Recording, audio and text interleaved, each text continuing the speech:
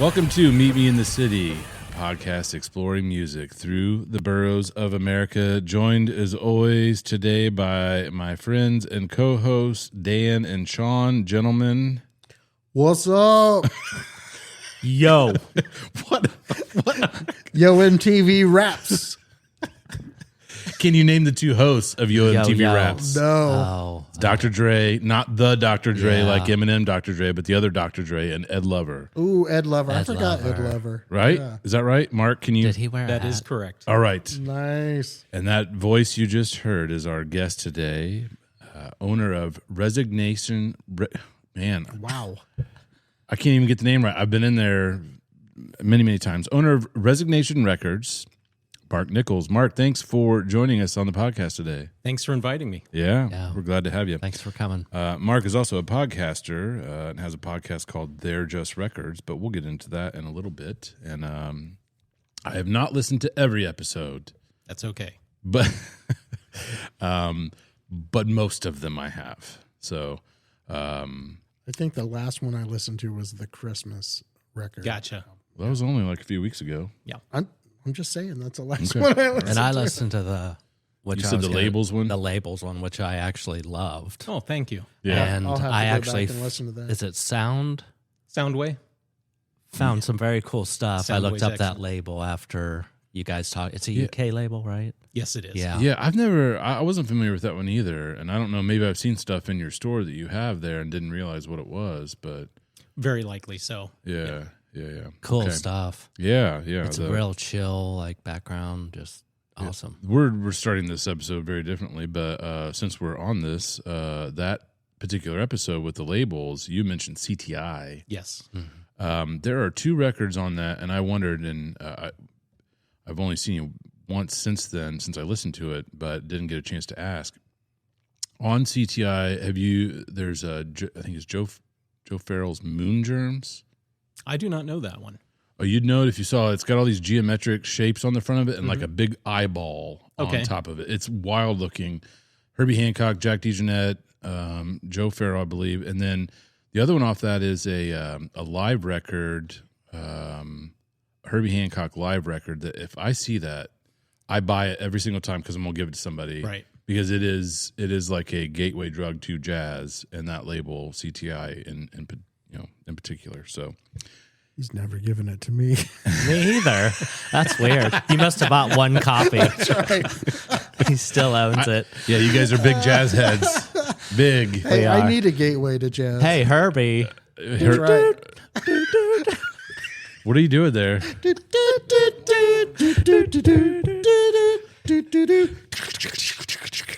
What? Are you trying to sing Rocket? Yes. Oh, that's not Herbie? It is Herbie. I was gonna okay, say, see. but it doesn't sound like Herbie, I guess. Not the way you man. did it. Oh wow. Anyway, Mark, Dan heard it. Yeah, I Mark. Not in on it. you know you've listened to the podcast. You know usually it doesn't take us this long to get into it, but it's a weird day today. So here we are.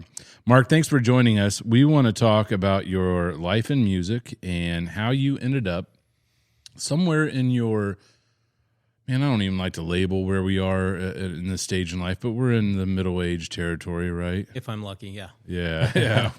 We're in that middle-aged territory, and so we want to get eventually to how you, in the middle of life, decided to put everything else aside and start a record store. But first, give us your backstory. Give us the Reader's Digest version of where Mark is from and all that good stuff.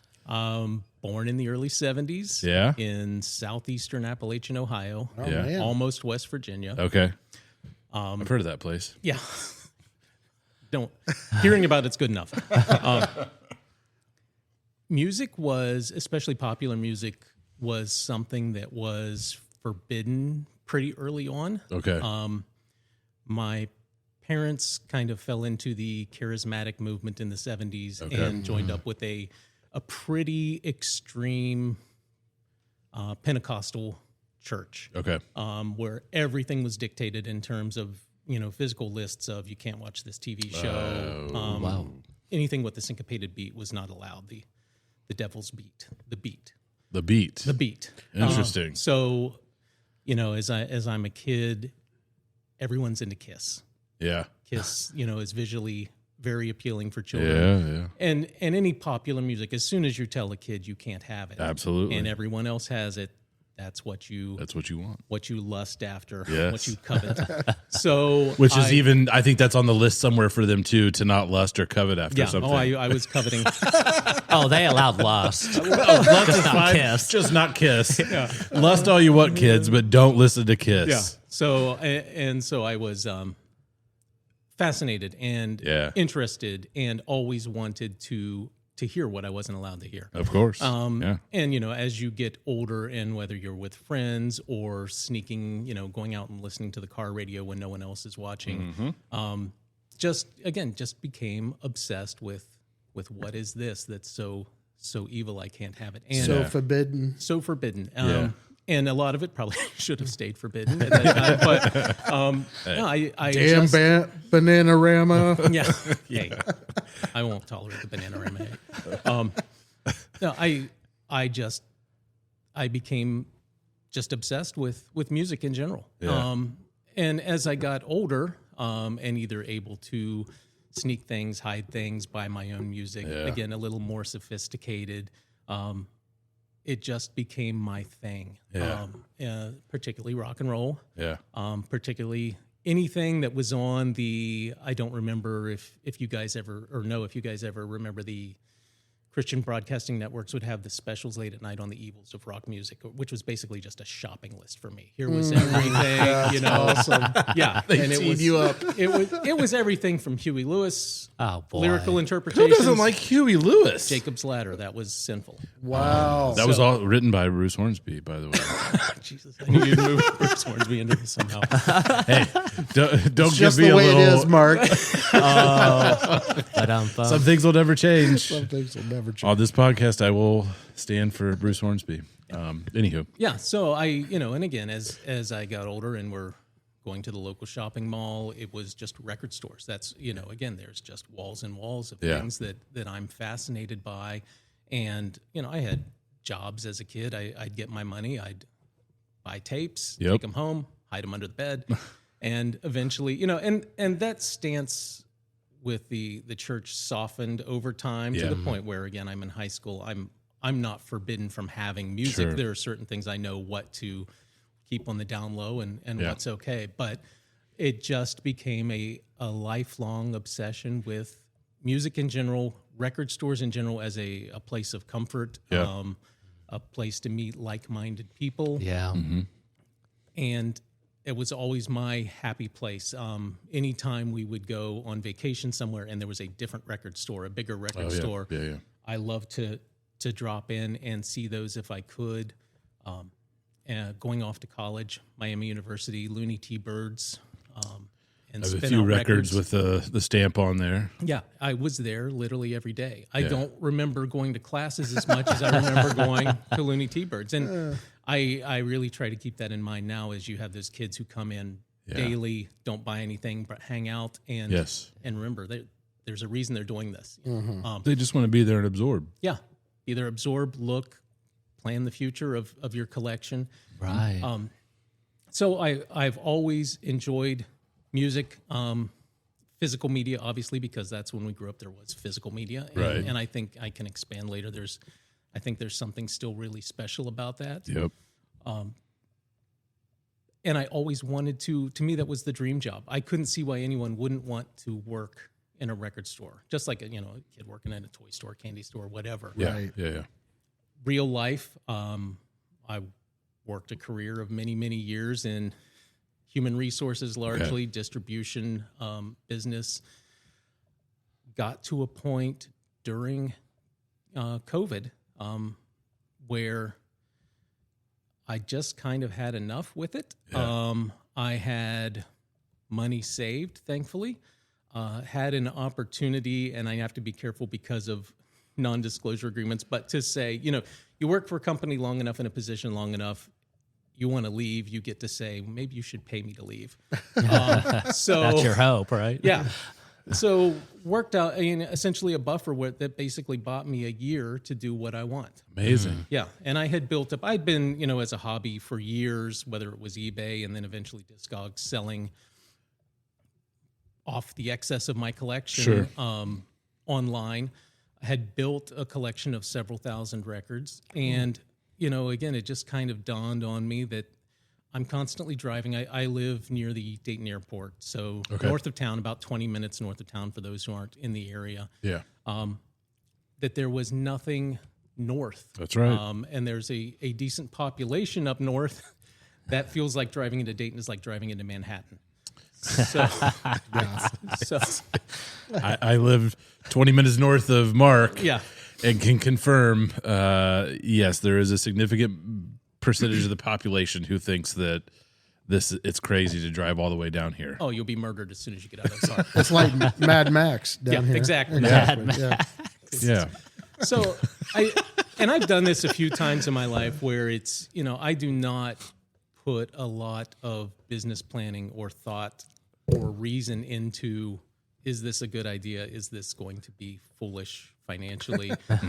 And it was, I've got some money in the bank. Rent for a small space isn't much. I have records. So I just decided in October to do it, and by into December, I was open. Was this 2020? 2021. 2021, okay. Yeah. Yeah. So opened the week of Christmas, December 2021. Just finished 4 years in business. We've moved once to a slightly larger space. Across the street, right? Across the street. Yeah. Directly across the street. And business has grown every year. So I'm awesome. not making a living wage necessarily, but the sales have increased. I'm able to continue to build inventory, build the store. Yeah. That's awesome. Yeah. I've yet to come in. I need to come in. Please. Yeah. Let's go. I don't know. I'm a little fascinated with this whole thing. When you were young, right? And you were seeing, I guess, Kiss at school. Which, by the way, as an aside, because I just listened, we're recording this on MLK Day 2026, so January 19th. This will come out in February, probably, early February. And our next episode, by the time this releases, it'll have already been out, is Matt Davis from Rockathon Records. He mentions Kiss. Right. Jamie Holiday mentioned, like, Kiss is this weird through line that has been mentioned over and over again. And I don't know that everyone who's mentioned them are like still super fans or big fans of the music necessarily, but they definitely had something going on. Well, they seem dangerous, I think. Yeah, that really, as a child, absolutely. I mean, and I will say, by and large, I can't stand Kiss.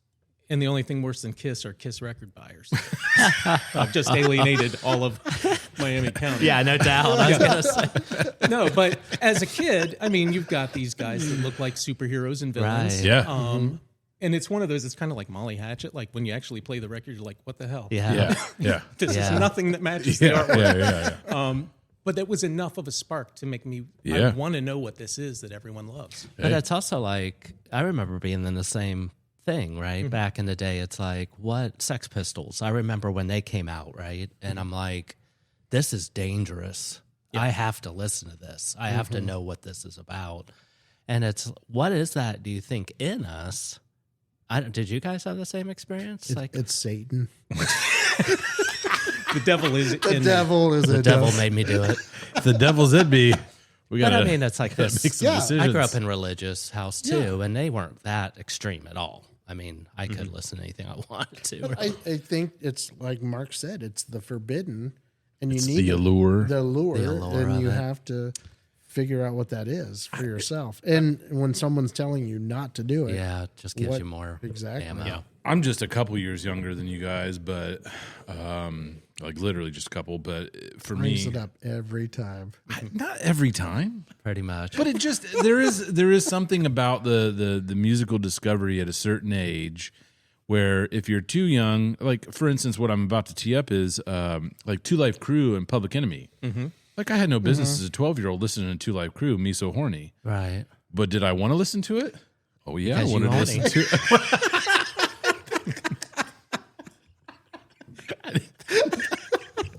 No, that's not what I was trying to say. That's not what I was trying to say. Okay, you're not horny. I'm sorry. I'm sorry. Let's yeah. cut that. Please don't be. Yeah, delete that. Not on air. But it was that sort of dangerous stuff. And if you remember around that time when all that stuff came out, I mean, they had all the censorship stuff going on. I mean, and so of course, what kid wouldn't want to listen to that? And if Kiss is on the list, not Hall & Oates, my Kiss is I was on your list. just gonna say I knew that. you were. Yeah. Then of course you want to listen to it. Yeah. So what? So you found Kiss and you're like, I gotta have this. What else was around then that you were listening to or discovered? What else was on after the Kiss? list? Yeah. Everything was on the list. Everything, with yeah. a beat was on the list. Anything that was not worship music, hymns. Yeah. I was just really interested in. I'll tell you another. I was really fascinated by, and again, this was being spoon-fed as a kid that these things were evil, like truly evil, and could ruin your life. A lot of the music buying at that time was in department stores. Yeah, that's right. Small display racks of records, nothing like a dedicated record store. But we would walk past this one at the local store, and it was AC/DC's "If You Want Blood, You Got It." And I was convinced. I had no clue that cover was not real. I'm like, they killed this dude at the concert. They shoved a guitar through his body and killed him, and they're celebrating it. And it terrified me. And so that was high on my list. I've got to hear You're like, I AC/DC. gotta hear this. Yeah. Like if they killed a dude with a guitar, like I want to know how that I want happened. to know what's going on. And you would hear Ozzy Osbourne did this. Ozzy was the Prince of Darkness. Ozzy, not only did he bite the head off a bat, which you end up, that's true, but he'd kill people. I don't know if you guys had this schoolyard rumors of Ozzy and Alice Cooper having contests of doing gross things, which I don't think there's any fact in that. I don't want to repeat them here. Drinking urine and stuff like that. Eating vomit. Yeah. So I will repeat it all here. So Oh, it's safe here. It's just us. No one listens to this. What are you Just talking us about? 5.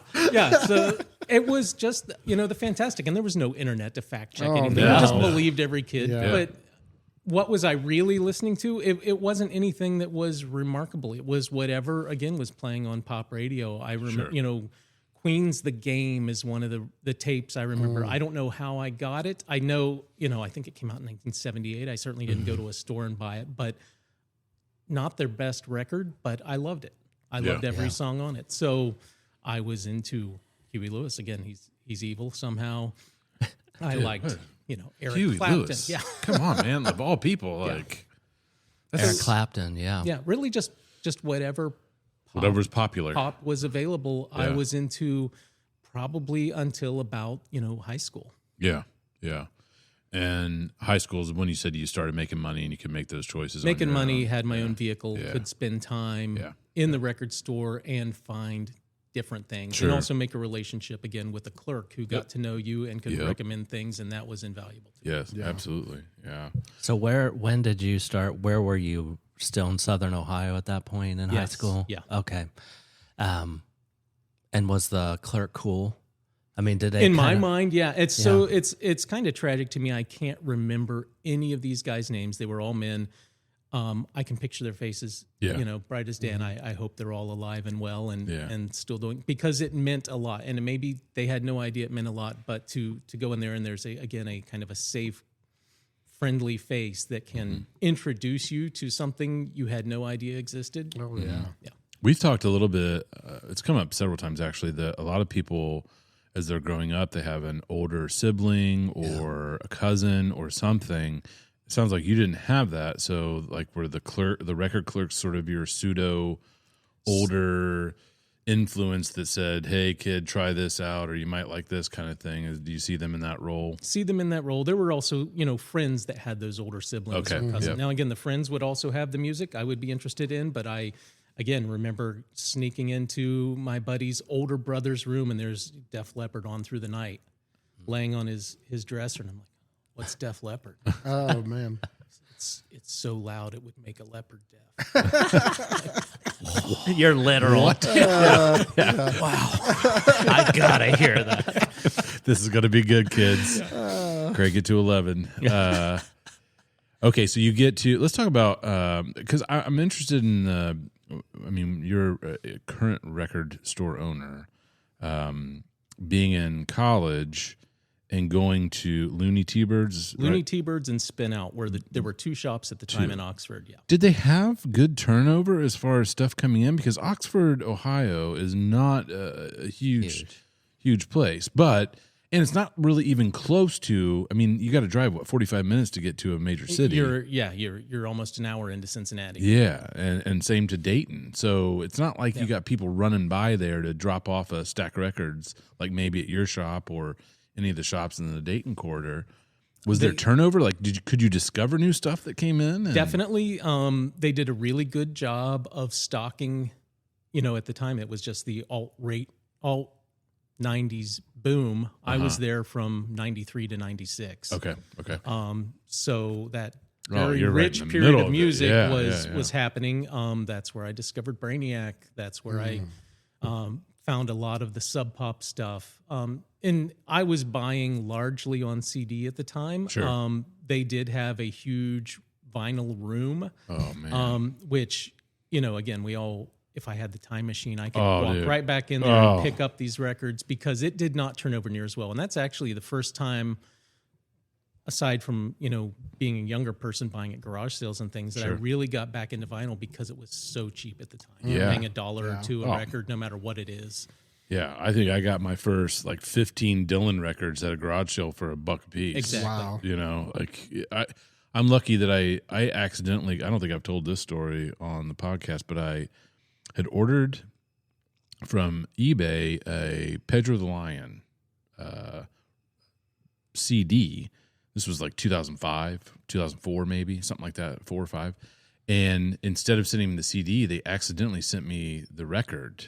And they said, when I reached out to them, they said, don't worry, but just keep it, rather by the time you pay for it to come back, whatever. So that was the first record. Winners Never Quit, I think was what it was.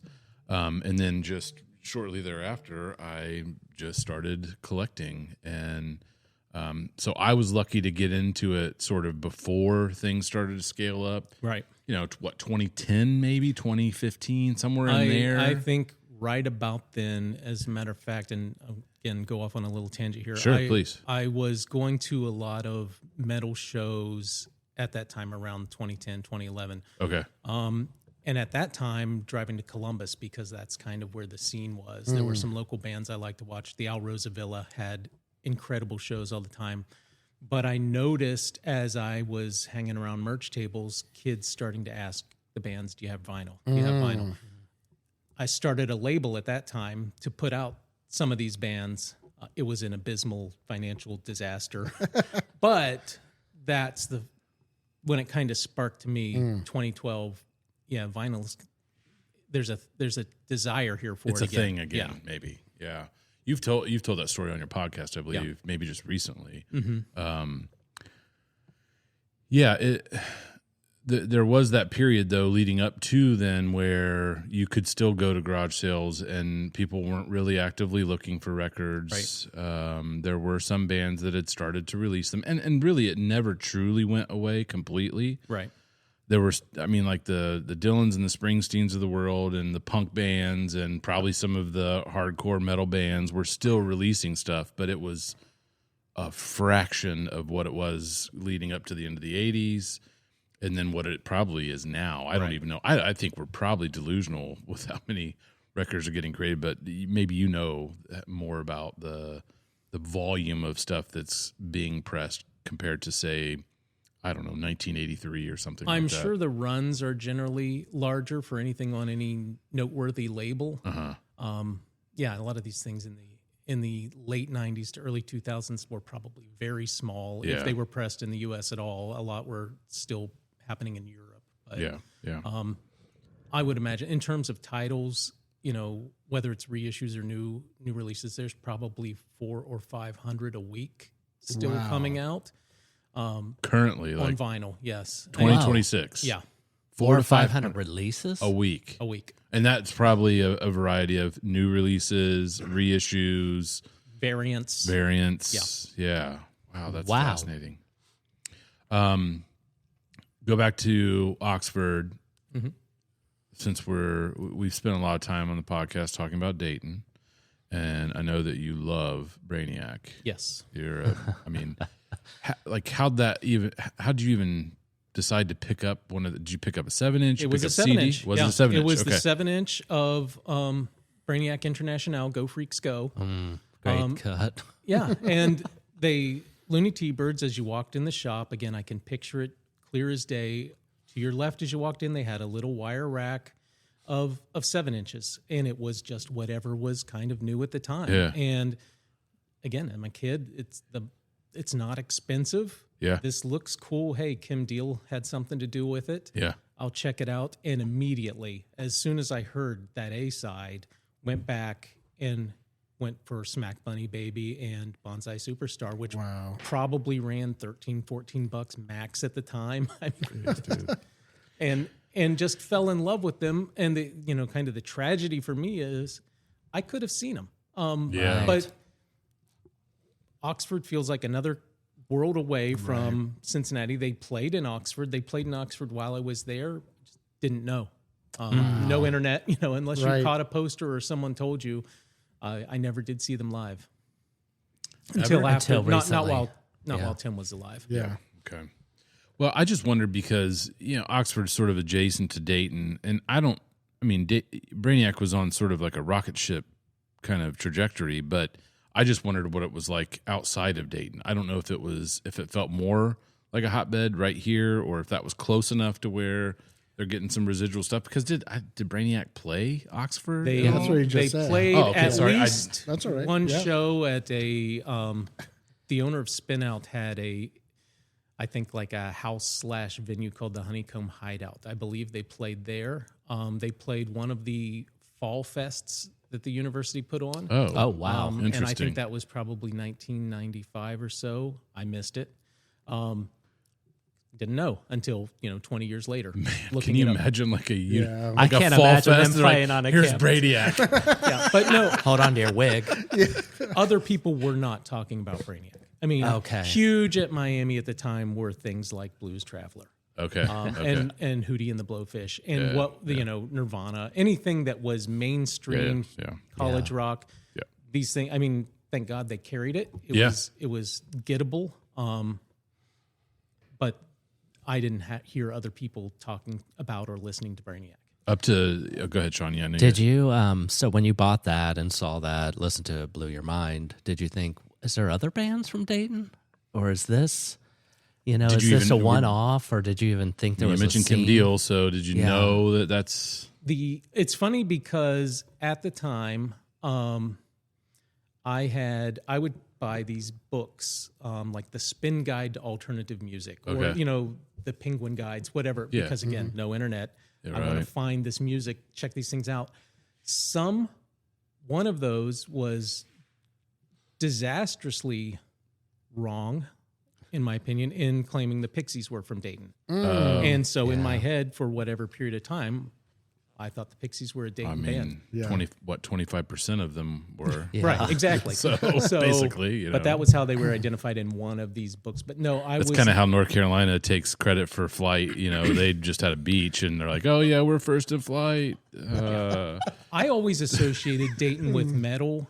Oh, really? And it's solely because Hara Arena had great metal shows. Yeah. And the only shows I ever saw in Dayton during college were driving to Hara to see metal. So that would have been, and that was, a couple shows. It was, just that's the association made in my mind. So I was not aware at all of Dayton's scene. I only ever saw WWF at Hara Arena, so pretty close, really. Crowd was probably pretty the same, metal. Striper, brother. You saw Striper there? Yeah, it was good. I did end up later on. I saw 311 there, but that was much later. And rest in peace, Hara Arena. I saw Big Audio Dynamite there. Really? Really? Yes. Wow. Who I were was a they? huge Big Audio Dynamite fan. Who were they playing with? Live, which I did not like live. Yeah. And there was another band on the bill, and Big Audio opened up. Wow. Oh, so it must have been after Live's like big record or Yeah. whatever. So it was like mid-90s maybe. Yeah, I went to see Big Audio, Yeah. but we went to quite a few shows there. Old Christian bands, Petra. Yeah. Petra. Servant. No, Servant was Piqua, wasn't it? Yeah. Piqua. Piqua. High school. Really? Yeah. Yep. Crazy. Did you ever get into any of the Christian bands at the time? I definitely liked Stryper. I still don't hate on Stryper. No. But no, Yeah. that was equally forbidden at the time I'm because sure, the yeah. Christian bookstore, the Zondervan's bookstore in the mall had had the little metal section. They're still around. And I tried for that, because again, at least maybe I can get close. Right. Right. But no. Yeah. So I never dove in. Yeah. Stryper was legit.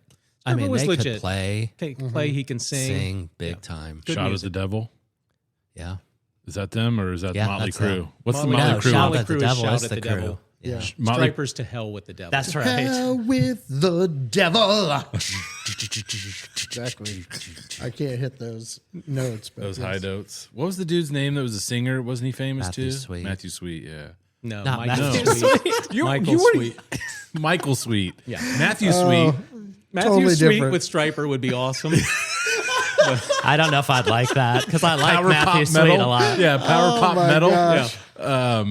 We're just, yeah. We're going we're just, down we're just genre bending. That's all. Yeah. No big So deal. when you moved out of Miami, where you graduated, I guess, from college, where did you go then? Went straight to Chicago. Oh, wow. okay. Now you're in the hotbed there. I mean, and that was equally fantastic because in Chicago, 96 to 2001, I believe, record stores everywhere, Yeah. live shows everywhere, yeah. and had just a wonderful time there. Well, and everyone's coming through there. Yeah. Yes. Everybody. You're not skipping Chicago. You're going through Yeah. Chicago. Well, give us a little, like, who'd you get to see there? So, We love these kinds of yeah, things. I mean, big names from Morrissey. Yeah. When he did show up, but he did leave early. that's kind of him. Yeah, that's Morrissey, U2 at Soldier Field, but also really got into the Bloodshot label while I was in Chicago in the alternative country, and that was anywhere from Fitzgerald. I didn't know you were into that stuff. Yeah. We've never really talked about that. Yeah, I really enjoyed. That was the first time I ever started to try to kind of collect everything a label put out. Oh man, that's a terrible idea. Yeah, Yeah. but it worked for a few years. So went to Shuba's, Fitzgerald, Metro, Double Door, the Hideout, which was one of my favorite places to go. Luna, Mo Tucker. I mean, just anyone who was playing that we could go see. You saw Luna? Yes. Man, Luna I'm at jealous. the Metro. Terribly boring, and we left early. Sorry to say. Really? Yeah. Man, I like some of their stuff a lot. I do too. Galaxy 500, did you like Galaxy them? 500, I love to this day. Yes. Absolutely. They're very Yeah. cool. Yeah. Were you around? I mean, because Wilco was basically 96 is when they formed after. They had just put out their second record, I believe, when we moved there. So it was AM and then, oh my gosh, Before Summer Teeth. It's the one in between. Yes. Double record. Double record, guitar on the front. Yep, None of us can remember. Yep. Holy cow. Give me a second. I'll remember it. It's got Out of Sight, Out of Mind on it. It's got, this is embarrassing, honestly. It's all right if it comes up. We'll remember it probably after we're done. Yeah. So you got to see them while you were up there as I well? know. I never did see Wilco. okay. I know. You would see Jeff Tweedy out walking around. I believe his wife owned or ran the Lounge Acts at the time. Okay. But never did see them live. Okay. But definitely enjoyed and followed them, especially during that period. Yeah. It was a very fruitful period for them. Through 2001, basically, 2002, when you left there. So you were in Chicago 5 years-ish, and then what's next? Next, relocated to Westchester, Ohio, near Cincinnati. Okay. And my wife was in medical school while we were in Chicago, so Okay. she was starting her career, and we relocated back to Ohio, and liked the Cincinnati area from being Oxford adjacent. Yeah. So we're there basically 5 or 10 years. I'd say 5 years. 5 years, and then moved to the Vandalia area. Okay. Did by this point were you on to records? Were you still No, CDs? still heavy into CDs. I liked records still, but Yeah. I was buying most on CD because that's where things were coming out. Oh yeah. Do you still have a CD collection? Oh, thousands. Yeah. Yeah. Yeah. I didn't get rid of everything, but I purged a lot back in the day. Yeah. So let's fast forward a little bit. You've already kind of set the story as far as, getting a year to do and decide what you want to do, and you decided to open a record store. I had popped into your shop a few times before we actually started striking up conversation, and what I remember thinking is, this guy must be a huge Smiths fan. Oh man, I like you more. Yeah.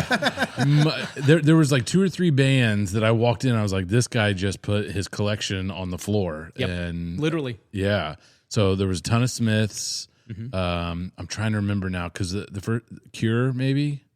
No? I didn't have a lot of Cure out. There would have been a ton of Sex Pistols. Yep. A ton of Smiths. Yep. All the Lou Reed, more Lou Reed than Lou Reed even owned. Were you a huge Lou Reed or Velvet Underground? both, yeah. Okay, yeah. Wow. We've probably talked about this before, because I think you may have talked about Velvet Underground on an early episode. What's your feeling about Loaded? Absolutely their best record. Okay, good. All right. We're on the same page here. Yeah. Well, because some people, because it's so different, and it's that poppy, psych pop sort of stuff, I love it. But some people are like, it's like a lesser record because it's not as experimental as the others. You can have both. You can, you can. You can have them all. Yeah. And I think Lou wanted to write popular songs. Yeah. And he loaded it with Yeah. great rock and roll. Dude, it's such a good record. I absolutely love it. Okay, so you get the shop opened.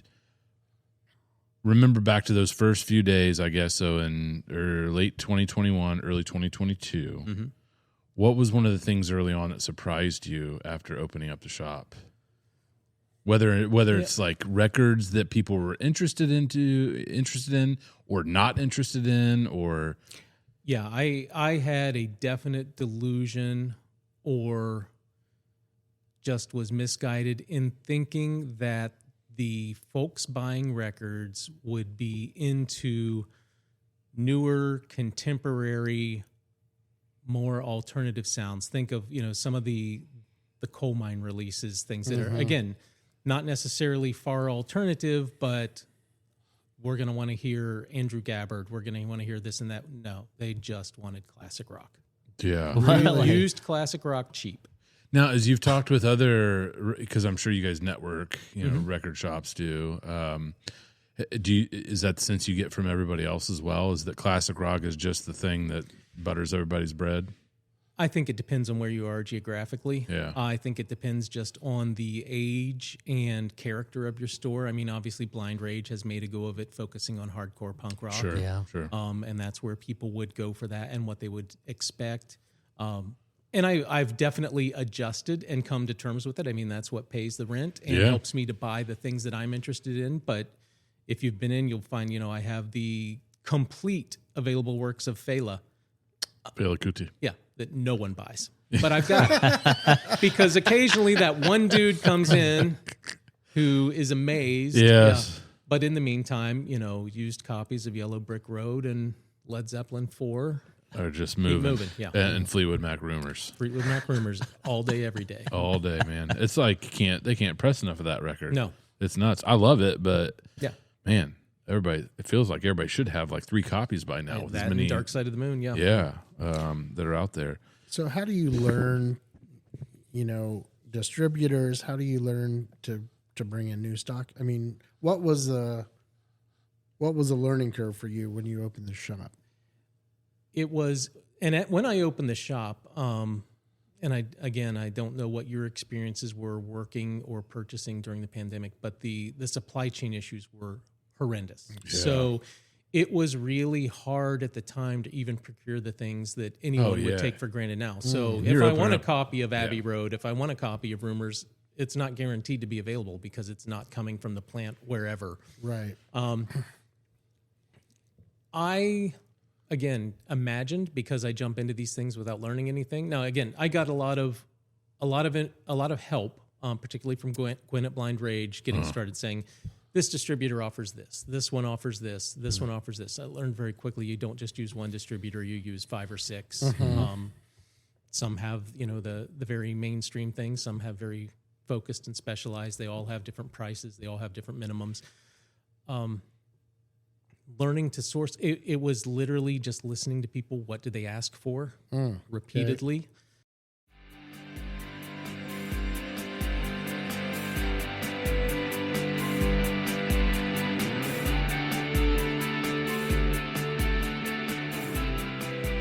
Meet Me in the City, sponsored by Twisted River Coffee Roaster.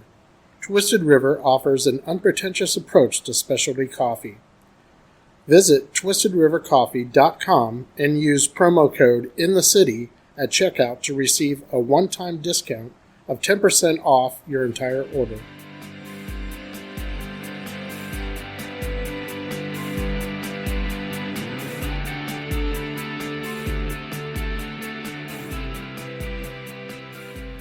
Also been very challenging is new popular music. Think of Taylor Swift or Olivia Rodrigo or Sabrina Carpenter. We're competing with direct-to-consumer sales. We're competing with Target's exclusive, Walmart's exclusive. 6 other desirable versions that are out there that someone can click and get sooner. So it is just because it's a huge record and it's at the top of the charts and I'm sitting there watching it, the 6 copies I bought don't go anywhere. Yeah. So kind of learning to temper that. And again, just buy accordingly. Yeah. One you told this story on your podcast recently, probably just in the last month, about the 21 Pilots release. Would you mind just retelling that? I thought it was really good and sort of like endearing to hear someone, and I don't want to mischaracterize it, but I don't take you to be a huge 21 Pilots fan. Not at all. But your experience with the band and how they handled that, I thought was really interesting. Yeah. So that particular story was around a early listening party for the record. And this is something that's solicited from the labels to all record stores. Which I didn't know that till I heard you share that the labels are the ones who are actually sort of, which makes sense, I suppose, but they also need to kind of give you some stuff in order to make it appealing. So we'll get an email that says XYZ are having an advanced listening event or a release party, and you can sign up. If you get accepted, we'll send you 1, 2, and 3 little goodies to give away and help promote the record. And it's usually an 11x17 poster, then there's stickers, and then there might be a prize, an autographed Keychain picture or a hat or something. To draw people in, have them come to the store. Awesome. People are generally very excited. Some of them are huge flops. Some are so big that we have to turn people away or limit. We're a tiny shop. You have to come. It would take 20 people to make me turn people away. So, but, from my side, especially when it's early listening, or new release, either one. It's how do I buy in anticipation of this? These people flood into the store. There's some uptick in purchasing, but it doesn't equate to sales of this album. Some people just want to come get the prize. Really? Like people come in and they won't get the record? They'll just get whatever you're giving away? They've already bought the record, or they're waiting for the deluxe edition that is bound to come out 6 months later, which is the other trend. 21 Pilots did this really well in a couple of ways, and in a way that I thought was really friendly to the fans and really friendly to the record stores, which was, okay, here's the red edition, which is the standard. Here's the blue, which is exclusive to indie stores. But if you're a store that's hosting our party, you have access to 6 picture disc variants that people can only buy during the party, only from your store. They can't buy it online from us. They can't buy it at a chain. This draws people in. You order as many as you want. We have, let's say, 30 or 40 of these. People come to the party knowing they can purchase that record. So it guarantees us a sale. It gives the listener something special and fun. But they even went beyond. I mean, again, a lot of times, it's funny. In the old days, you'd see promo records. Those don't happen anymore. Not from big labels. Most of these things are streams.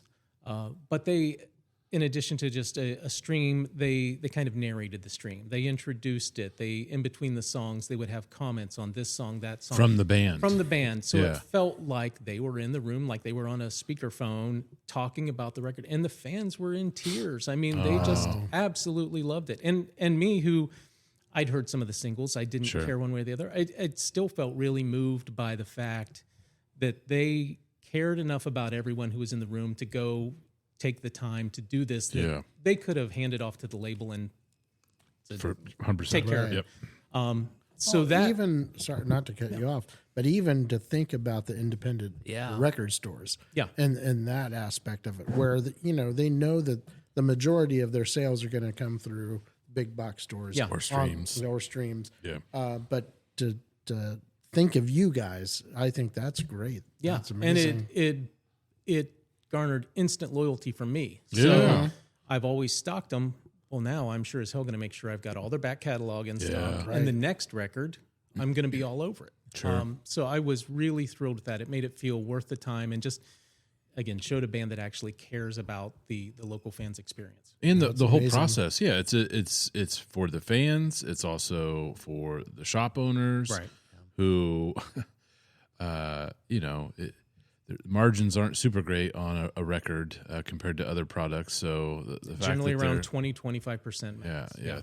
Thinking about you all who are on the ground having those conversations with fans, I think it's really cool that they, and that is not typical. Not at all. Yeah. No. And again, they variation in the quality of prizes. But again, I'm sure this is coming out of their advance. Yeah, might be. They'll be all right. Yeah. I think they're going to be okay. Olivia Rodrigo's not sitting there deciding, what prizes the fans are going to get. I don't think. Right. I doubt it. Keychain or poster this time? Which are we doing? Yeah. Yeah. So, having your shop now 4 years, do you feel like you're cultivating the crowd that comes into your shop? I mean, I know anybody who walks in, you're buying. They're buying what they want to buy. But I mean, have you almost like Blind Rage, where you know that you go there for hardcore? Do people know to come to you for a certain thing? I think not as much a certain thing as the experience that's important to me. Gotcha. The experience that's important to me is it's not online.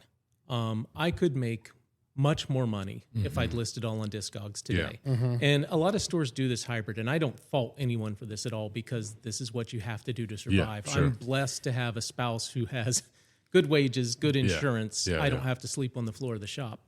Yeah. But I'm very turned off, and this is grumpy old dude launching here. Launch away. And this is someone who I've bought, I think I counted the other day, over 800 records on Discogs. I buy on Discogs. Sure. I find things. There are things I'll never find otherwise. Yep. But there's something lost when I'm the first one to click. It gets mailed to my house. Who remembers that experience? Right. Yeah. Whereas all of us remember it's going into a transaction. record Yeah. store and finding something or having a conversation. And that's what I really feel strongly about cultivating is the community. And I get melodramatic, but I mean they're kind of sacred spaces for people. They certainly are for me in my memory. Very special where you go in and whereas I think playing a vinyl record is a ritual, I think even the shopping and the selection and Absolutely. the way you flip. Yep. Yes. So I really want it to be as analog an experience as possible where it's not some dude in Denver clicked and got this really cool record that came in, Joe or Mary who take the time to drive to the shop and come in are going to have just as good a chance of getting whatever desirable item this is or finding it. I can remember, I've told Dan and Shawn this story, I think. I can remember because I was in Cincinnati for 4 years, and the closest shop to me was Everybody's Records. Wonderful shop. Great shop. Yeah. And I was there at least 2 to 3 times a month because I was 2 miles from the shop, 3 miles, something like that, 10 minutes maybe. And I went in one day, going through the alternative section or the rock section. I don't remember. They have crazy they don't really get into like subgenres too much there. But I'm flipping through, and I didn't know them at the time. I do now. But they had 6 of the early slow dive UK EPs. And I knew enough. I didn't know them, and this was before they got back together. So this would have been probably somewhere between like 13 and 15, 16, something like that. So, which is now, I guess, like 10, 12 years ago. Yeah. Gosh. And so I'm flipping through. I'm like, man, I had made a business decision. They were like $15 a piece, so I spent $100 on these. Yeah. Never heard them before. And I go to the counter and I set them down, and the guy who I think is the manager there looks at the stack. He's like, I've never seen a stack like this come in before, and I probably will never see another stack like this again. And I was like, well, that's why I'm buying it, because I've never seen anything like this either. I don't know them. And then sure enough, within 2 or 3 years, they get back together, they put an album out, and I've just, fallen head over heels for them over the last 12 years. But I remember that exact conversation I had with the guy behind the counter. Just a simple little back and forth. It marks those records for me. Yeah. In my collection, I can look at those records and remember exactly where I was. Not all of my records are that way, but for those I can. And I'm sure we all have stories like that with music. Well, when Shawn and myself were young guys, and it was CD Connection. Everyone went to CD Connection. But we would hit every one. That's where you got the Petra and Striper CDs? Well, no, I don't know where we got those from, but I just sitting there. You were talking about flipping, and we just sit there and flip, and then we'd go hit. Well, yeah, because CD Connection had it set up to where they were upright, and you could just like a record. Yeah. So then, when my son was born, and we started hanging out and looking at records and taking Owen record shopping, my son record shopping. And sitting there flipping, and to me, that was just like, it all just came flooding back. Spending time in the record shop, whether you spend anything or not, but you're there with your friends, you're there with your son.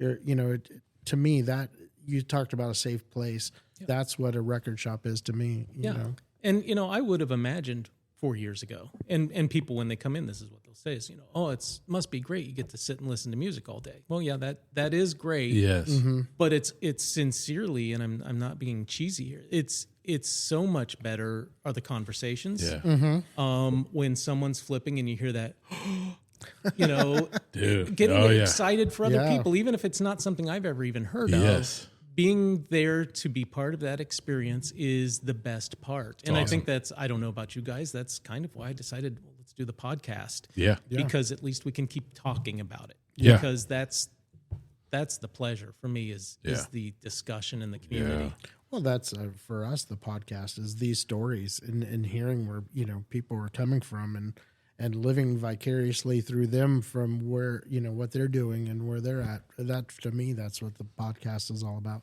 and spending time with these knuckleheads. Yeah. Hi. What are you talking about? Sprinkle. I was talking about Sprinkle. Just Sprinkle. Just Sprinkle.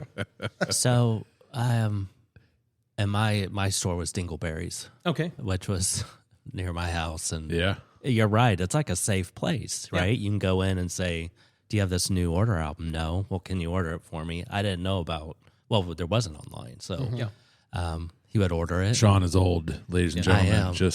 But it's like, what are you into, man? What do you listen to? Oh, okay. I'll check that out. We had similar interests. And so now which I'm super jealous, that was the job I always wanted, to work in a record store at Dingleberry's, but they never still hired. do that if you want. I could, maybe I will in my retirement coming up. But like now, before we started today, you were talking about like young kids coming in, and they're just kind of hanging out, right? Listening to what you're playing, that's a cool part of it too. Like, what record do you have on? And people will be like, what is that? Yes. I mean, that's a cool part about your shop and other shops all around the United States in Dayton. But have you seen like younger people, teenagers in high school, gets excited about a band you were excited about, the Smiths or whoever, and say, man, that is I love that record. Thank you for, you know what I mean? Yeah. And it's funny it's very easy to write people off when they're younger, and everyone's into pop music. Music today sucks. That I hear this day in and day out. Yeah. They're pretty sophisticated, and people who who love music and people who love it enough to come in and shop for physical music, I think are already on slightly another level For sure. of being open to suggestion, being open to anything they might hear playing. And again, that's the fun part of playing the music is, and I talked about on a recent podcast, we were talking about Soundway, is these are things that people wouldn't normally take a chance on or be exposed to, Right. but you've got this little platform where I can put this on and people can hear it, and it suddenly not only opens them up to that record, but a whole genre, a whole artist catalog. Yeah. So yeah, it happens more often than not, and it's very rewarding. You've put me on the last time I was in, or the 2 times ago, you'd put me on to 2 records. It was that The Carpenters. yes, yes. The Carpenters. I just heard about them. Keep going, Dan. Keep singing. That's all I got. Oh, that's all you know. Was the Cosmic Tones Research Trio. Cosmic Tones? Yeah. I mean, it's the kind of thing where I would look at it and say, "Ooh, this probably is something I like." Yeah. But then you had given me the sort of thumbs up on it, and then the other was that Strata East record that just came out, the reissue. Charlie Rouse. Yes, Yeah. and that's fantastic too. I mean, I listened as soon as I got home. Pretty much, I unwrapped that sucker and listened to it. And being on Strata East, it's probably going to be something I enjoy, but I may not have bought it had you not said, "No, that's excellent." Okay, but this goes both ways too, because in that conversation, you say to me, anything on Strata East is interesting.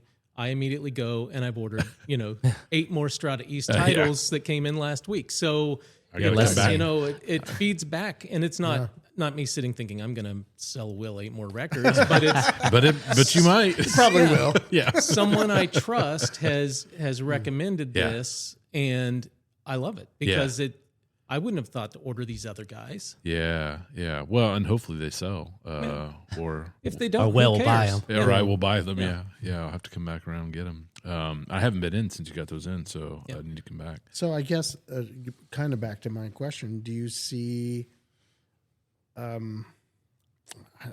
don't even know the phrasing, but do you see people's taste have changed since you came in? I mean, I'm sure there's still people coming in and buying those classic rock on vinyl, but have you seen different people coming in other than Will coming in looking for interesting stuff? Yeah, so a couple layers to that. I've tried really hard to build a world and jazz section with a good variety.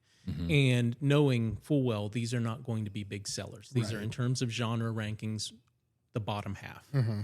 But it's got to be available for someone to give it a chance. I remember you saying that on your podcast about Christmas albums too. Yeah. That they're You don't make money in the scheme of things, but you've got to have them available. And these are things I want to have available. And I'm blessed. I'm a small shop. I haven't borrowed any money. I own all the inventory. So when the day comes that the door's closed for the last time, this is my collection. So, Right. But at the same time, and I don't want to repeat my own podcast as too much, but I had They're talked just recently, records. They're just records. I've noticed the trends changing a little bit, and it's interesting to see. I've talked a couple of times. Radiohead seems to be the Pink Floyd for the new generation, but Not surprising, honestly. But not only is it's okay. A year ago it was OK Computer, and then the Bends, and now it's In Rainbows, and people are Great kind of record. shifting. I see, love that our young buck over here. Yeah. We've done it again, kids. Every episode, at some point, Sprinkle comes from this sort of sleeping state to say, "Yes, that's it. Yeah. You were right on the same wavelength." And it's funny. I'm not sleeping really. I've heard Radiohead. I've owned. I think Kid A was probably the last one I owned. In Rainbows suddenly has shot up to, this is kind of the alternative. A used copy came in last week. I got to hear it, and it's like, I know what this is about. It's now. good. Yeah, It's this good. is really I like good, it. and this is interesting. It's very textured. It's not a big, complicated record. It's a lot more personal. And I've seen the same trend where for the entire time I've been open, and frankly, my entire life, Led Zeppelin 4 was the Zeppelin record. Suddenly it's Zeppelin 1. Which I remember you saying that. It's interesting. Yeah. And to the point where I notice even the distributors are sold out of Zeppelin 1. So this is happening Crazy. across That's wild. the the universe, which is just there's no one out there posting online that I've seen that says Zeppelin 1 is the record. Right. I think people are actively seeking out, I don't want to be whatever the mainstream item is. I want to explore a little bit. I want to get back to these rawer, less polished, less popular titles. And I find that very heartening too, because there's not just collection, it's exploration. Well, and the other sort of X factor in all this, although you've sort of pushed back against what I'm about to say, because there are kids who are, interested and curious. Social media and everything being online has opened people up in a way that wasn't available when we were growing up. And one of the stories that I think I shared with you, maybe in the shop, we lived it. We went to go see Slow Dive over. I in was just going to mention that. Yeah. And I'm thinking like the crowd is going to be us. Right. Yeah. It's like dumpy middle-aged guys with graying hair. Hey, I'm not dumpy. Frumpy. I'm frumpy, but not dumpy. But you are middle-aged. I am middle-aged, yes. But like half the crowd at least. Oh, yeah. Maybe more. So young. Yeah. We're younger than Sprinkle, probably. Yeah. It was because we found out a TikTok. The next day, I'm like, why are all these young people? Like, this is a band, and they were playing at the Murat Theater in the Egyptian Room. So that's like a big ballroom. I bet it holds 2,000 people. Oh, yeah. It was packed. Packed. Yeah. And I could not comprehend what we were seeing when we walked into the room. Crazy, wasn't it? It was Because we walked in, remember, it was dark. We're like, where's the stage? And then the lights come on. We're like, oh my gosh, there's so many people here. And so many young people. So many young people. But then I found out and looking at it, I shot a message to these guys that they had a song or two off of that reunion record that came out in 2017. I think it's just a self-titled. I don't think they have a title for it. That just blew up and introduced a whole new generation to Slow Dive, which makes no sense in 2024, but I guess it does. We had a similar run that lasted maybe 6 months or so on Billy Joel records when Olivia Rodrigo had a single that mentioned Billy Joel. Wow. And suddenly it was kids coming in to buy Billy Joel. And it didn't matter what Billy Joel it was, they wanted Billy Joel. And I can't remember if that was Driver's License or what song it was off of her first record, but could not keep Billy Joel in hand. Jeezy Pete's. I mean, I'm not going to hate on some Billy Joel, but it's just, it's not something you would think that. And you can't anticipate it. You can't buy for it. Yeah. You realize, and again, that's just talking to the customers. Where is everybody hearing about this? Yeah. All of a sudden, everyone's asking for this that has sat here for years and no one cared about. And then suddenly it's the You're thing. hoping something goes crazy in the world section at some point. Yes. You would think so. You would think so. It's going to happen. Strata fever. Well, I think something interesting is, so I'm in my mid-50s, and so my son, U2. He's in his mid-40s. Yeah, no. Mid-20s, but so was U2. Which one's from Kentucky? It was Dan was advanced for his age. He had Striper out in the background. When your cousins are hanging around, you never know what's going to happen. No. So what I'm saying is so we turned our kid onto 80s. That's what we grew up on. That's what we liked. Some early or late 70s stuff. But people who are having kids now, what are they going to turn them on to? What is that going to equate to later on? I think it's crazy. It's interesting. And I did not marry a cousin. I'm telling you. Thanks for clearing that up. Yeah, we were really worried. Nobody was worried, actually. It's interesting to see what you would consider to be a forever record and how that changes over time. Yeah. And things get added on. But again, some of we've had this conversation, Will. I can barely sell U2 or REM, things I would have guessed, 15, 20 years ago would last forever. Yeah. There's just, and I don't know what, we speculated with some folks, maybe those buyers are just entrenched in the CD era and they're not translating to vinyl, but, and all it takes again is a TikTok or something to set it off. But it's fascinating, and I don't know how you can guess. Pure quality of a record doesn't matter as much as there's something else intangible about it that just makes it forever. And I think the latest one I've seen is the Arctic Monkeys AM. Which Yeah, you talked about that record on that the show where you were going over all the numbers and trends and things like that, which was a fascinating episode. If you want to hear about a record shop there's no one around you. You got to go 30 miles to get to another shop. Yeah. And the trends that you saw over the course of a year, that was a fascinating episode. Yeah. Yeah. So that's a record I don't know. I don't know it real No, well me either. I never liked them that much. Sprinkle again, shaking, huge. Yeah. We'll take your word for and it. their whole catalog will move bit by bit. Yeah. But AM is 3 a week. Wow. Week in, week out, 3 a week. That's crazy. It's right up there with Rumors. So I think you said you basically equated it to a modern classic record, in a sense, Yeah. right? And I don't see it changing. I mean, How? What's the age group of buying that? Would you say just the I'm- average? 30s. Really? Wow. Yeah. So they would have been. I mean, they would have been. They've been around a while. Yeah. Arctic Monkeys. So when did that record come out? Nine. Early 10 years ago? 2000s. We'll look that up. 05? It's been out longer 08? than I've been open as a shop. For sure. Yeah, Yeah. for sure. If it's the record I'm thinking of, I can see the cover in my mind. Yeah, it kind of has a sine wave or something on the cover. Yeah. It's 3 a week. yeah, and I'm a small shop. Yeah. 2013. Thank you. Okay. Thank Small you, shop Sprinkle. in Miami County, Ohio, north of Right. Dayton. Yeah, Go north, you have to go another hour to get to another shop.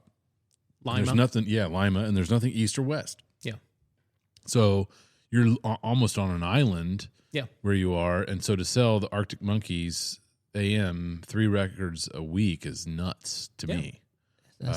What else? Wow. What? I mean, that's obviously a surprise, but what other, like, out of the trends or out of the 4+ years you've been open, what's the other thing that's really surprised you about running a record store? Uncomfortable silence. It's all right. We can roll with it. Yeah, Not the Fat Boys aren't selling as much as they used to. Maybe They're not back. no. I think they're dead. They'll never be back. They'll never be back. But Are there any left to be back? I don't. I think so. there is one. And one One out of fat 3. boy. Yeah, one Fat Boy left. Yeah. He's skinny. I think it is the way in which different genres persist or don't persist in terms of back catalog, what's popular. And then certainly, I mean, pop, it's in the name. It's, okay, this is hot for this week. Next week, it's probably going to disappear. Most of these things, once they go through their run of a couple weeks, they fade into memory. Yeah. But classic rock, again, true to its name, just stays a consistent seller. Where I am, and this, again, is probably geography, and it may just be me being too tied to my own past, hip-hop shocks me. Had one kid going through this probably a couple years ago, going through our hip-hop section, which is humble, but it's a few bins, a few hundred records. Yeah. You got some good classic He stuff said, there. well, that's the kid's like, do you have any new hip-hop? This is all old. And, there's me with my Public Enemy and my EPMD and Hey, much respect. the I entire love Wu-Tang Yeah. clan and solo. Some Tribe and And- De La. Yeah, and hip-hop is 95% what's hot at this moment. And again, there's a couple. There's Mac Miller, there's MF Doom, that people want everything. Yeah. But everyone else, this is what is new at the moment. And it's to the point where I truly have to enlist younger customers and say, in fact, I had a young man a few weeks ago, gave him the computer and said, pick $300 worth of hip hop records. And they've all sold really well. So awesome. Wow, we're going to that's so continue cool. that sort of thing. Yeah. That's so cool. awesome. That's smart, actually. You should not give me the computer to order things because they will be items that do not sell. You're not. You're The not warehouse young. is like, you ordered $600 of Hornsby. We don't even have that. Yeah, I was going to say, for the record, I don't think that exists. Is anybody asking for Bruce Horns? Hello. Hey. Hello. Hello. Come on. Is it me Oh, Bruce. Yeah, and likewise with alt. I mean, I would think, again, record buyers, and it's a misconception in my mind, I guess, that I equate them with alternative music. We have a large alternative section Yeah, it's great. that specially used just wasn't moving for me. And it just, again, there's the few pockets. There's the cornerstones of Alice in Chains and Pearl Jam, Nirvana. Smashing Pumpkins, maybe. Those things keep moving. Yeah. Deep alt cuts, there's just very little appetite for that where I am. Yeah, I'm trying to think what I plucked out of your shop recently. I got the that Porno for Pyros record, which on is 50% great. clearance. Oh, man. I did get a deal on that. Lemonheads, I think I picked up from you. Oh, really? Which album? The one with the big cut off of it. It's like It's Shame About Ray. Is that right? Yeah. No, it's got like a anyway. Purplish. Yeah. I think we're tracking. What has been your favorite thing about coming to work every day at a record store? My favorite thing are the things that don't exist. I don't have Teams meetings. Yeah. I don't have emails. I intentionally don't have a telephone. Gosh. Keep talking. Wow, you don't have a telephone. I've got my own phone. The shop But has nobody no can phone, call no and say, phone do you number. have this or something? Absolutely not. Wow. You can email me or you can come in. Nice. And only the very elderly care about that. But I hear about it, believe me. Do you? Yeah, I hear about it. But No holds and no online sales. no Shawn. holds, no online sales. No holds. That's the tagline. It is, yeah. Again, I just it very selfishly created a space where I'm comfortable and I'm happy. I don't want to do it if I don't like it. Sure. But there's enough like-minded people, and again, I think it's a really great community by and large. That I'm blessed to be able to surround myself with good people every day. Yeah. Where did the name come from?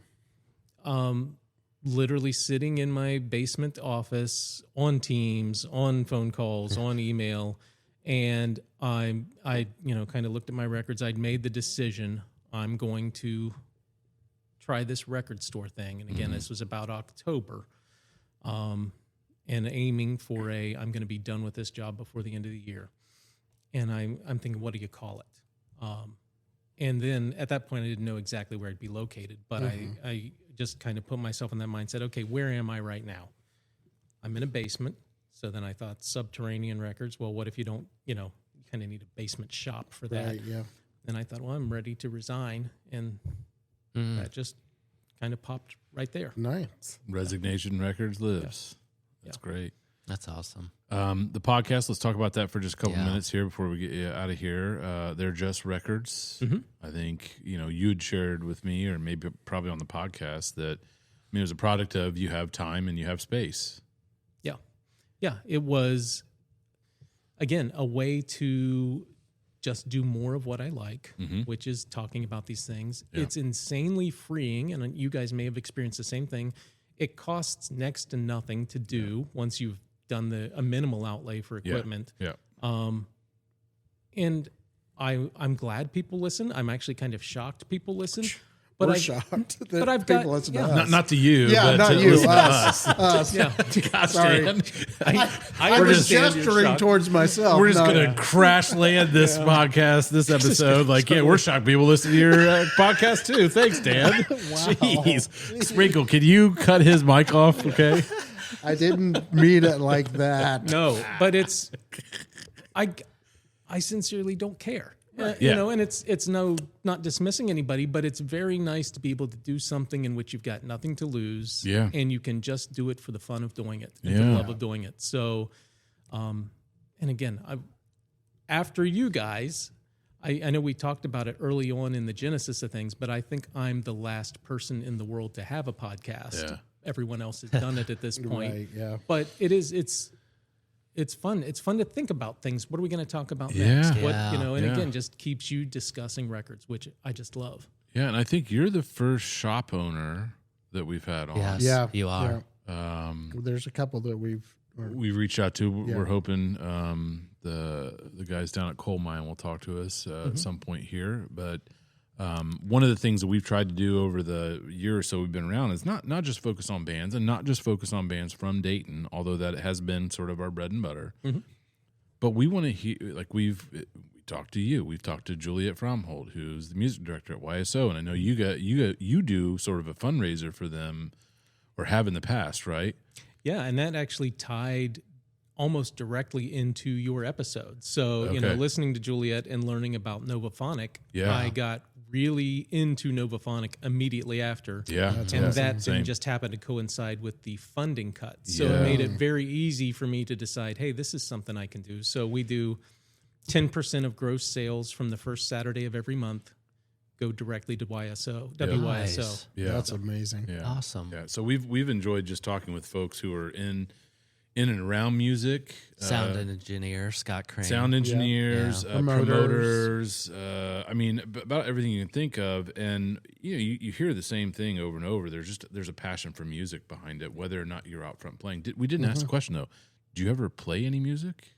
Only for my own gratification. What do you play? Guitar, bass, keyboard. Everything.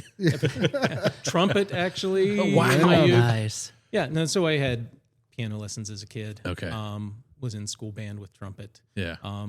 Got actually a bass before I had a guitar in college. I'm terrible. Scale of 1 to 10, maybe close to a 2 at the best. But Yeah. I enjoy it. Yeah. I like making sounds. Again, nothing to lose. I've never played in a band, never Yeah. played out. Yeah. But again, it's just I don't know. What is it about music? I don't know if anyone can define that. Yeah. You've got this universal, dopamine and serotonin. Yeah. Just, that's what feeds it for me. Yeah. So Yeah. I just like to be around it in any way possible. Yeah. Well, and that's, I think, what I like about the podcast is that we get to talk to people. Music is the vehicle, but really we find out how many different things we have in common because of music. That Yeah. we're just people, but because of music, we all have these similar experiences that have gotten us through our lives and stuff like that. And to me, that's what this is all about. Yeah. I don't know if you guys have any more rapid fire questions. I just wondered, we've named some of the bands that you're kind of like, these are your sort of Brainiac is one of the ones that you're all in on. Absolutely. Smiths.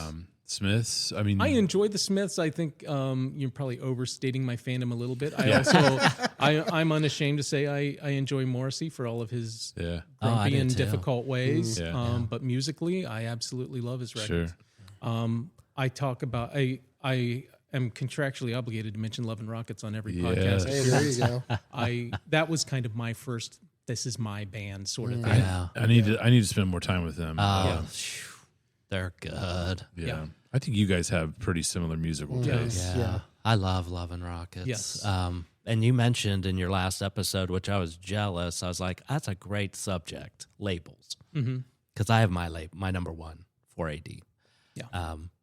But Baker's Banquet, you mentioned Love and Rockets. And Peter Murphy, was he on there too? Or Yes, did he? Yeah, he was Peter for Murphy. years. Awesome. Yeah, Dude. Yeah. I love Peter Murphy. But I love that episode. You turned me on to a new label, and it was great. It was super informative, and you mentioned Sub Pop and some of those other bigger heavy hitters. But Yeah. it was really good. So go out and check it out. Others besides Love and Rockets. That you, Neil Young. I'm obsessive with Neil Young. it's tough to do, man. yeah. It's like being a Bob Pollard obsessive. Yeah, and again, Neil's tough in that it's not all top-notch material, Sure but isn't. I'm bought in. And once you're in, you're in. I mean, it's like, all right, well, I guess we're going to buy every Yeah. thing that comes out 5 times a year. Exactly, but also electronically, the Future Sound of London. I don't know Cool. if you're familiar with I'm them. not. Not You at talk all. about prolific; they have been for 30 years now. The KLF, anything related Oh to the my KLF, God. I was just listening to KLF. Yeah. I love them. Information Society. Oh, yes. Public Oh, my Image gosh. Limited. These are some of the ones where Dude, those if you are- go dig through mine, it's not just the albums, it's the 12 inches, it's the It's 7 everything. inches, it's Yeah. everything. And I have a really soft spot for that electronic alternative of the late 80s, early 90s. Yeah. Wax Tracks and Wax Tracks was huge for me. yeah. Were they out of Chicago? They were out of Chicago, Yeah. and I mean, the decision to move to Chicago was not because of Wax Tracks, but, But it I wasn't was not. not sad to be at the home of Wax Tracks. So Yeah, I bought at a garage sale like 8 copies of test pressings from Wax Tracks. KLF was in there, Meat Beat Manifesto. Oh, dude. I loved Meat Beat. I mean, probably the big hitters off of that. What was the God, there was another one that was KMFDM. wasn't huge. KMFDM. Frontline Assembly. Maybe Frontline Assembly was in there. Front 242. Could have been Front 242. Yeah, that's, I mean, you're talking these guys' language for Definitely, sure. I like yeah. some of it. So Nitzereb. I don't know if they were on Wax Tracks, but they were I a don't big know them. band. Yeah, who is it again? Nitzereb. Who? For some reason, I'm thinking they were on Mute Records, but I might. I be think wrong you're there. right. Dan, Shawn, do you guys have any other questions for Mark? No, just It's been awesome yeah, to talk thank with you. you about. Likewise. definitely want to come check out your shop. Please do. Yeah, my family lives in Troy. That's right. My You're up dad and there. my You're up brother. that way. Yeah.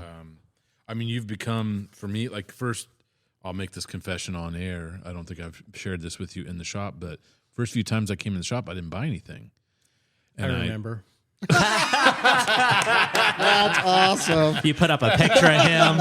Don't let him in. Jackal just comes in and Homeless dude. touches all my records that doesn't buy any of them. No. Who's this albino guy that's coming in? This dumpy middle-aged guy. Yeah, that's right. Greg here, we can't tell because he's blonde, but then you've become over time. I mean, it coincides with us having conversations and things like that. But you've become my go-to over time.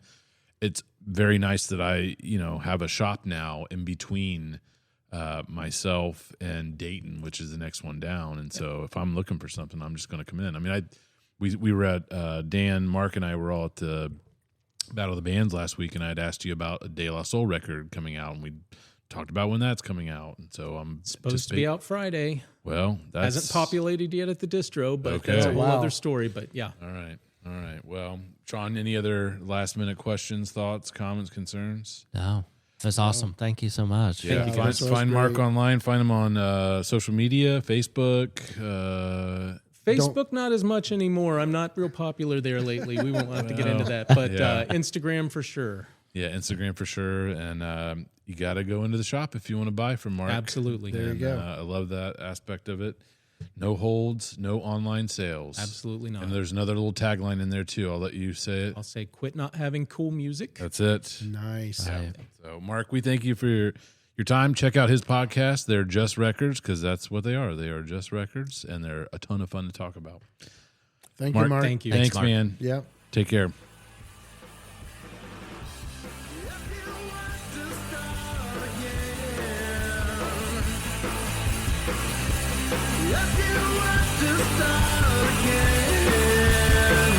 Gotta bring it around again.